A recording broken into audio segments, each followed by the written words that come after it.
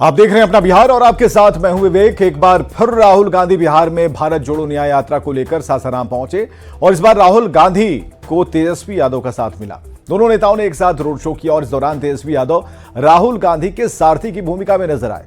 जनसभा के दौरान दोनों नेताओं ने केंद्र सरकार के साथ सीएम नीतीश कुमार पर भड़ास निकाल दी, लेकिन सवाल यही है कि राहुल तेजस्वी की यह दोस्ती पीएम मोदी का कितना मुकाबला कर पाएगी।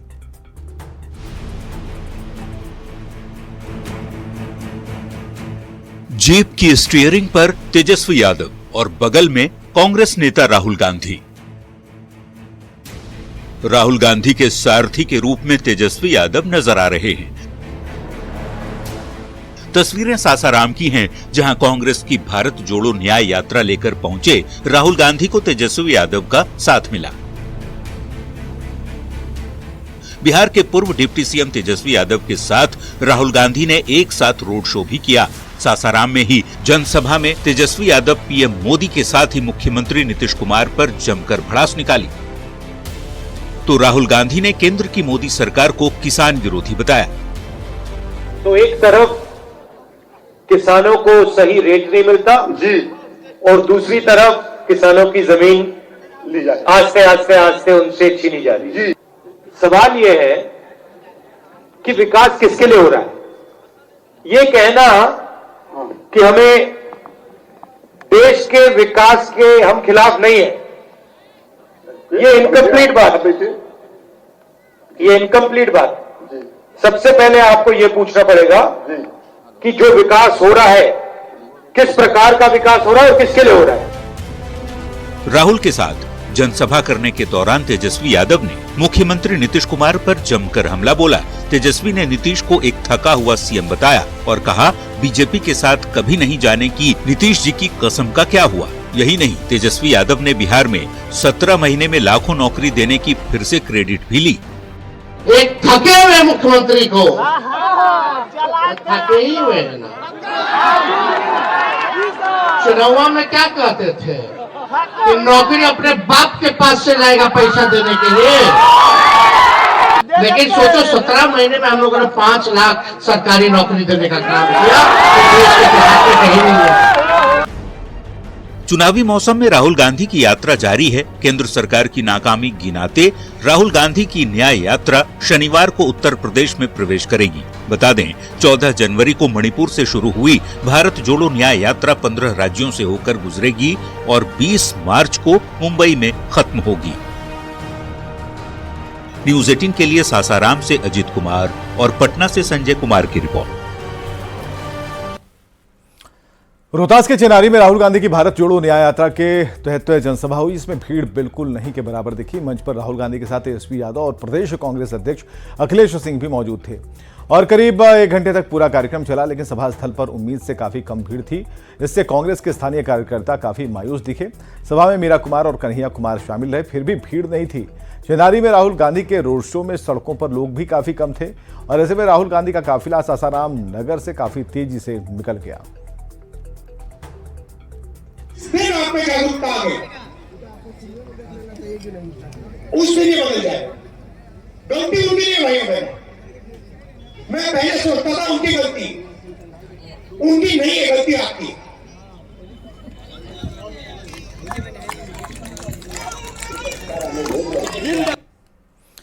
कांग्रेस नेता राहुल गांधी की बिहार में भारत जोड़ो न्याय यात्रा पर सियासत गर्मा गई। तेजस्वी यादव और राहुल गांधी एक ही गाड़ी पर बैठे नजर आए, जिसमें तेजस्वी यादव खुद गाड़ी चला रहे थे। इस पर जेडीयू और बीजेपी नेताओं ने तंज कसा है और कहा है कि यूपी में जिस तरीके से समाजवादी पार्टी के अखिलेश यादव और राहुल गांधी की जोड़ी का हाल हुआ था, वही हाल बिहार में इन दोनों का होगा। भी निकले भारत जोड़ो यात्रा, तेजस्वी जी भी बहुत भीड़ दिख रहा है उधर से। हाँ, काफी भीड़ है और जीतेंगे हम लोग। राहुल जी पीएम बनेंगे, कोई कमी थोड़ी है, कोई कमी नहीं है। बिहार को बर्बाद करने वाले लोग और बिहार के किसानों को लाचार और बेबस करके जीने के लिए जिन लोग की जिम्मेवारी है, वो लोग नौटंकी कर रहे हैं। देश के प्रधानमंत्री नरेंद्र मोदी जी आज किस तरह से किसानों के उत्थान कल्याण और उसकी आमदनी को दुगना करने के लिए अभियान चला रहे हैं। कुछ लोग जब चुनाव आता है तो सिर्फ नौटंकी करते हैं। नौटंकी के माध्यम से अपनी राजनीति सेकने के लिए वो किसी का भी उपयोग कर सकते हैं। आज साइकिल की जगह वो गाड़ी में नजर आए और बिहार के युवराज तेजस्वी जी चला रहे थे और राहुल जी देश के युवराज उस पर खड़े थे। वही हस्र होना है जो यूपी में साइकिल के साथ जब बैठे थे तो हुआ था, वही बिहार में भी होगा। आरजेडी और कांग्रेस 0 पर आउट। एक बार ऐसे ही अखिलेश यादव और राहुल गांधी जी यूपी में साथ आए थे तो लुटिया डूब गई थी, कांग्रेस की भी और सपा की भी। अब इस बार ये साथ आए हैं तो क्या होने वाला है? एक फोटो अपॉर्चुनिटी है। अब ये लग रहा है कि कोई काम सरकार में तो अब बचा नहीं। जो बिना चुनाव में जीते हुए जिस सरकार में चले गए थे, सरकार चला रहे थे, तो अब राहुल गांधी की जीप चला रहे हैं। और बड़ी खबर आ रही है पटना से, जहां एनडीए की सरकार बनते ही बिहार सरकार ने अब तक का सबसे बड़ा फैसला लिया है। 1 अप्रैल 2023 से अभी तक लिए गए सरकार के सभी निर्णय पर समीक्षा होगी। स्वास्थ्य विभाग, पथ निर्माण विभाग, नगर विकास एवं आवास विभाग, ग्रामीण कार्य विभाग, लोक स्वास्थ्य अभियंत्रण, खान एवं भूतत्व विभाग के कार्यों की समीक्षा होनी है। और समीक्षा के दौरान गड़बड़ी पाए जाने पर पूर्व में लिए गए फैसलों में संशोधन होगा। मंत्रिमंडल सचिवालय ने पत्र जारी कर इस बात को कहा है। और input editor news 18 Bihar Jharkhand Brajmohan Singh इस वक्त हमारे साथ जुड़ चुके हैं। ब्रजमोहन जी, जो स्थिति है उसमें तो नीतीश कुमार ने बिल्कुल सरकार पलटते ही स्पष्ट कर दिया था कि भाई हम जांच कराएंगे। तो बात वहां तक थी कि भाई कौन लेन देन कर रहा है, कहां पैसे हैं, कहां पैसे दिए जा रहे हैं। लेकिन ये जो विभाग हैं इनकी भी समीक्षा की बात कही जा रही है। भीतर खाने से क्या खबर है? विवेक, ये जो खबर आप देख रहे हैं इसकी सुगबुगाहट तो मिल गई थी उस दिन जिस दिन विश्वास मत पे बहस हो रहा था विधानसभा के अंदर। मुख्यमंत्री ने खुद ही इस बात को कहा था कि जहां भी कुछ गड़बड़ी या दाएं बाएं हुआ है उस पर काम होगा, उस पर फैसला होगा। निश्चित तौर पे ये सब जो सारे विभाग आपने गिनाए हैं इसमें स्वास्थ्य विभाग, पथ निर्माण, नगर विकास, आवास विभाग, ग्रामीण कार्य विभाग, ये सब जो तमाम विभाग है, ये जो डिप्टी चीफ मिनिस्टर थे तभी के तेजस्वी यादव, उनके पास ये सारे विभाग थे। और ये बात बिल्कुल स्पष्ट हो गई है कि इन विभागों के द्वारा, इन विभागों के जरिए जो भी ट्रांसफर के कार्य हुए हैं या जो भी निविदाएं जारी की गई हैं तो उसकी जांच होगी। न सिर्फ जांच होगी और समीक्षा होगी बल्कि बाद में संभावना इस बात की है कि इसके ऊपर एक्शन भी होगा। तो खुल के एक तरह से कह सकते हैं ये विवेक की जो सरकार है, एनडीए की नई सरकार जो बनी है बिहार में, वो बिल्कुल स्पष्ट है कि कहीं भी अगर भ्रष्टाचार कहीं भी दिख रहा है तो उसके खिलाफ ये पूरी तरह से ऑल आउट ये सरकार जाएगी और एक्शन लिया जाएगा, चाहे इसमें बड़े लोग इसमें शामिल हो। बिल्कुल साफ हो गया है। और खास करके प्रधानमंत्री मोदी ने भी ये कहा था कि जो भ्रष्टाचारी हैं, जो भी भ्रष्टाचार करते हैं, उनके खिलाफ ये कदम होना चाहिए, सख्त कदम। तो बिहार में सरकार बनने के बाद ये इस तरह का पहला देख रहे हैं कि बहुत बड़ा फैसला सरकार की तरफ से आया है, जिसका एक तरह से संदेश दे दिया था चीफ मिनिस्टर नीतीश कुमार ने भी विधानसभा के अंदर। बिल्कुल, गड़बड़ियों की बात पहले से भी कहते रहे हैं। और इस वक्त जब राहुल गांधी के साथ तेजस्वी थे तो उन्होंने कहा कि लालू के बेटे हैं और क्या हम डरने वाले हैं। तो पब्लिक ने, जो वहां आम जनता थी, काफी उन्होंने शोर किया। लेकिन तेजस्वी को ऐसा लगता है कि लोकसभा या फिर विधानसभा में जाने के लिए उनके पास मुद्दों की कोई कमी नहीं है। और ऐसे में उनके खिलाफ अगर कुछ पाया जाता है, जिन गड़बड़ियों की बात बराबर नीतीश कुमार कहते रहे हैं, तो एक बड़ा गेम चेंजर साबित हो सकता है। तो क्या ये बिल्कुल पर्पसली, बिल्कुल जो समीक्षा के दौरान जो गड़बड़ी की बात की जा रही है, क्या इसे निकाला ही जाएगा? क्योंकि ये बहुत बड़ा तुरुप का पत्ता साबित हो सकता है जेडीयू के लिए, अगर कुछ ऐसी गड़बड़ियां जिसका जिक्र नीतीश कुमार कर रहे थे अगर वो सामने आती हैं। निश्चित तौर पे, क्योंकि आपको पता है, हम सबको पता है कि लोकसभा के लिए बिहार तैयार हो चुका है, पूरा देश ही तैयार हो चुका है। विपक्ष की तरफ से और खास करके राष्ट्रीय जनता दल की तरफ से ये कोशिश हो रही है कि जो भी नियुक्तियां हुई हैं या जो भी रोजगार के काम दिए गए हैं उसको लेकर जनता तक जाएं। जगह जगह पोस्टर्स देख रहे हैं तेजस्वी यादव के। वहीं दूसरी तरफ सरकार के जो मंत्री हैं और सरकार में जो 2 डिप्टी चीफ मिनिस्टर हैं, खास करके सम्राट चौधरी और विजय सिन्हा, उनका ये मानना है कि अगर कहीं रोजगार में कहीं भ्रष्टाचार हुआ है तो उसकी जांच होगी। तो निश्चित तौर पे आप समझ सकते हैं विवेक की जो एक आक्रामक राजनीति है उसकी शुरुआत हो गई है बिहार से।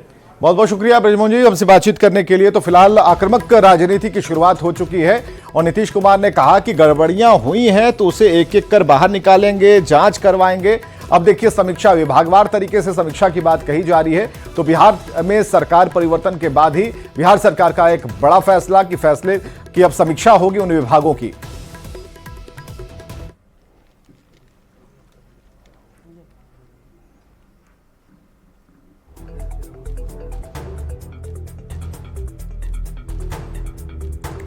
और विजय सिन्हा एक्शन में आ गए हैं। डिप्टी सीएम श्रम संसाधन विभाग की समीक्षा बैठक में बड़ा फैसला लेते हुए विजय सिन्हा ने कहा कि भ्रष्टाचार में लिप्त लोगों पर कड़ी कार्रवाई होगी। आईटीआई कॉलेज में मशीनरी की खरीद में हुई धांधली की जांच की जाएगी। उन्होंने कहा कि मशीनरी खरीद मामले में जांच का निर्देश दे दिया गया है। 1 हफ्ते में रिपोर्ट आएगी, दोषियों पर कार्रवाई होगी। और सीएम नीतीश ने निर्माणाधीन APJ Abdul Kalam science city का निरीक्षण किया है। साइंस सिटी में हो रहे निर्माण कार्य का जायजा लिया और इस दौरान मुख्यमंत्री नीतीश कुमार के साथ पूर्व मंत्री संजय झा और अन्य अधिकारी मौजूद रहे। सीएम ने निर्माण कार्य को तेजी से पूरा करने का निर्देश दिया और सीएम ने हर चीज की बारीकी से जानकारी ली और मुख्यमंत्री ने सैदपुर नाले पर सड़क निर्माण कार्य का भी जायजा लिया। तो साइंस सिटी का सीएम ने निरीक्षण किया है, क्या तैयारियां हैं, किस तरह से काम हो रहा है। और इसके अलावा सीएम पहुंचे सैदपुर नाले पर जो सड़क निर्माण कार्य चल रहा है वहां भी उन्होंने जांच की है कि क्या तैयारियां की जा रही हैं, जो निर्देश जारी किए गए थे गुणवत्ता का ख्याल रखा जा रहा है कि नहीं। तो सारी जानकारियां उन्होंने ली हैं। तो एनडीए की सरकार बिहार में बनने के बाद मुख्यमंत्री नीतीश कुमार ने पार्टी दफ्तर में जेडीयू कार्यकर्ताओं से मुलाकात की और सीएम से मिलने पहुंचे जेडीयू कार्यकर्ता फूल और गुलदस्ता लेकर पहुंचे थे। नई सरकारी बनने पर उन्होंने बधाई दी। पार्टी कार्यकर्ताओं ने कहा कि बिहार के विकास के लिए नीतीश कुमार ने सही समय पर सही फैसला लिया। के समय से आज तक पाला है मुख्यमंत्री नीतीश कुमार जिंदाबाद। उन्होंने सही समय पर सही निर्णय लेकर के बिहार वासियों के दिल को जीता है, इसीलिए फूल के बधाई के साथ उनको शुभकामना देते हैं। और ये देखिए एक पोस्टर भी लेकर यहाँ आए हैं जी, बताइए।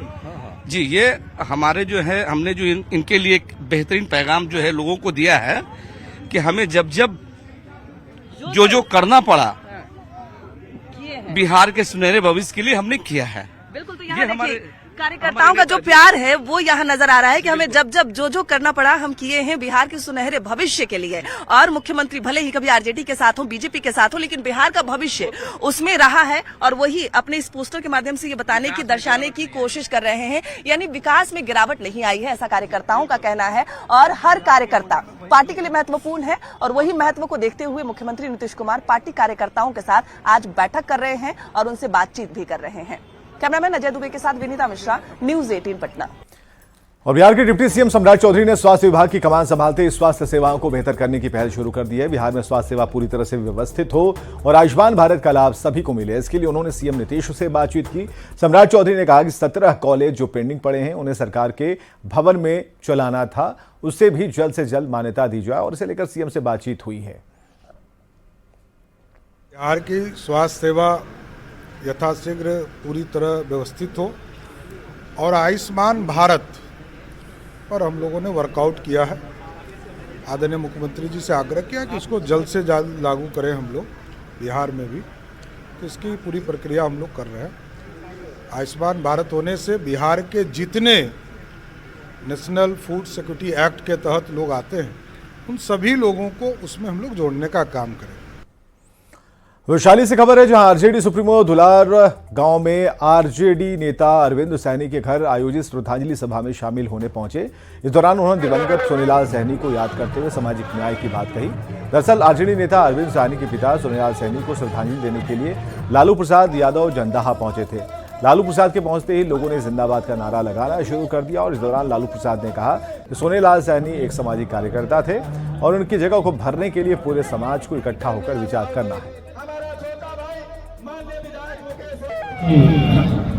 राष्ट्रीय जनता दल की तरफ से सोनेलाल सैनी जी को उनके चरणों में श्रद्धासुमन अर्पित करता हूँ और हमेशा उनको याद मैं करता रहूँगा।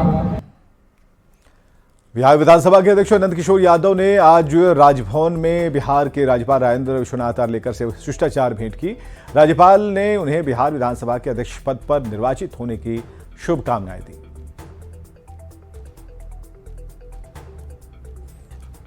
सरस्वती पूजा के बाद मूर्ति विसर्जन के दौरान दरभंगा में हुए हिंसक झड़प और बवाल का सीसीटीवी फुटेज सामने आया। इसमें उपद्रवियों का चेहरा बेनकाब है और तीसरी आंख में सबूतों के तौर पर कैद तस्वीरें वारदात की गवाही दे रही हैं, जिसे आधार बनाकर पुलिस कार्रवाई कर रही है और कह रही है कि फिलहाल शांति कायम है।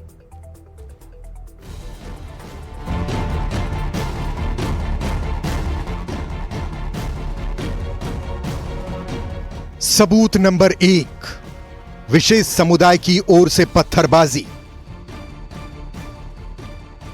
सबूत नंबर 2, तोड़फोड़। सबूत नंबर 3, हाथों में लाठी और डंडे। ये तस्वीरें उस उपद्रव की गवाही दे रही है जिसे एक विशेष समुदाय के लोगों ने कानून को ताक पर रखकर 15 फरवरी यानी मूर्ति विसर्जन के दिन दरभंगा जिले के मुरिया गांव में अंजाम दिया है, जिनकी करतूत आसपास लगे सीसीटीवी कैमरे में कैद हो गई है। सीसीटीवी फुटेज सामने आने के बाद अब उपद्रवियों का चेहरा बेनकाब हो गया है। पुलिस ने कार्रवाई करते हुए 14 आरोपी को गिरफ्तार कर लिया है। बाकी आरोपियों को चिन्हित कर आगे की कार्रवाई में जुटी है। मौके पर कैंप कर रही है ताकि फिर से माहौल ना बिगड़े। बता दें कि 15 फरवरी को प्रतिमा विसर्जन के दौरान जिले के मुरिया गांव में एक विशेष समुदाय के लोगों ने प्रतिमा जुलूस पर पत्थरबाजी की, जिसमें छोटे बच्चे भी जमकर पत्थरबाजी करते हुए दिखे। बड़े और बुजुर्गों के हाथों में डंडा तो था ही, बच्चे भी बैट और डंडा लेकर तोड़फोड़ करते दिखे। उसी दौरान एक बच्चे की नजर सीसीटीवी कैमरे पर जाकर टिकी, जिसके बाद उसने पत्थर उठाकर सीधे कैमरे पर वार किया और रिकॉर्डिंग बंद हो गई। उपद्रवियों ने जमकर उत्पात मचाया। कई घरों और दुकानों में तोड़फोड़ के साथ लूटपाट की वारदात को भी अंजाम दिया, जिस पर बीजेपी विधायक संजय सरावगी ने साफ कहा है कि अब बिहार में भी सरकार बदल गई है, पहले जैसा होता था अब वैसा नहीं चलेगा। जमाना चला गया, ये कभी हुआ करता था। अब बिहार में भी एनडीए की सरकार है और देश में भी नरेंद्र मोदी जी की सरकार है, ये किसी हालत में भी बर्दाश्त नहीं हो सकता है। वहीं दूसरी तरफ एक और वायरल वीडियो हाथ लगा है, जिसमें साफ दिख रहा है कि घटना की शुरुआत में पुलिस बल के कुछ जवान मौके पर मौजूद हैं, लेकिन उग्र भीड़ बात मानने को तैयार नहीं है। हालांकि घटना के बाद अब इलाके में शांति है।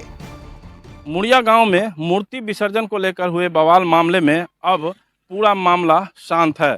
अभी हम मुड़िया गांव में हैं और आपको दिखाना चाहेंगे कि किस तरह पुलिस की मौजूदगी में पूरा शांति स्थिति बनी हुई है। वीडियो फुटेजेस देखे जा रहे हैं, जो कुछ लोग हैं जो बता पा रहे हैं, जिन लोगों की पहचान हुई है, कुछ लोगों को पुलिस कर्मियों ने भी पहचान की है, उन सब पर कार्रवाई की जा रही है। रात में भी रेड्स हुए हैं, कुछ अरेस्टिंग भी हुई है। सीसीटीवी फुटेज सामने आने के बाद पुलिस सख्त है और आरोपियों को चिन्हित कर कार्रवाई कर रही है। क्षति का आकलन कर मुआवजा देने की बात कह रही है।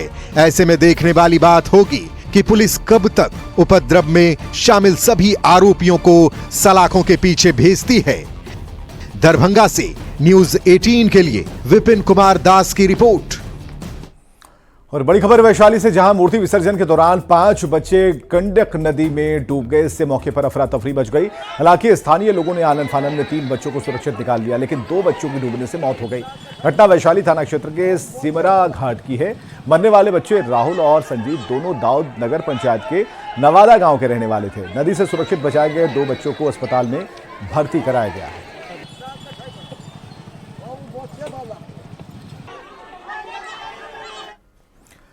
बड़े बुजुर्ग कहते हैं कि हर काम को निर्धारित समय से पहले कर लीजिए, ताकि आपका काम समय पर पूरा हो जाए और आप परेशानियों से बच पाएं। लेकिन बिहार में मैट्रिक की परीक्षा के दौरान परीक्षार्थियों की लेट लतीफी से कहीं बवाल हो रहा है। कई परीक्षार्थी खुद जान जोखिम में डालते नजर आ रहे हैं।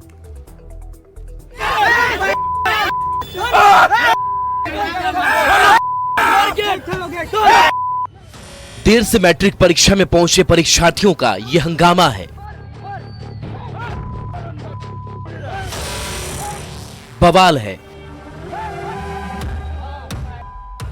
तस्वीर भागलपुर के मारवाड़ी परीक्षा केंद्र की है। बीएसईबी का सख्त निर्देश है कि परीक्षार्थी परीक्षा शुरू होने के समय से आधे घंटे पहले परीक्षा केंद्र पर पहुंच जाए, पर इनको कौन समझाए। एक तो इन परीक्षार्थियों की लेट लतीफी, ऊपर से ऐसी गुंडागर्दी। परीक्षा केंद्र के गेट पर ये लात मार रहे हैं। गेट पर मौजूद महिला पुलिसकर्मी बार बार समझाने की कोशिश कर रही है कि आप लेट हो गए हैं, एंट्री अलाउड नहीं है।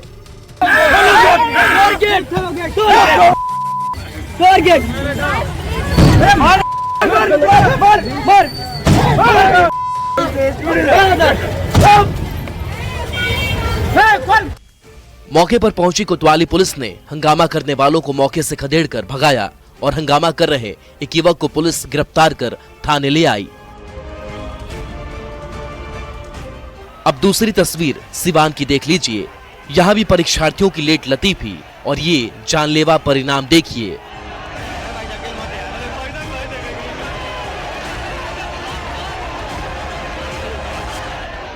वीडियो इस्लामिया कॉलेज पर बने परीक्षा केंद्र की है, जहां कई परीक्षार्थी गंदे नाले में गिर रहे हैं, तो वहीं कई परीक्षार्थी बाइक के नीचे आ जाते हैं।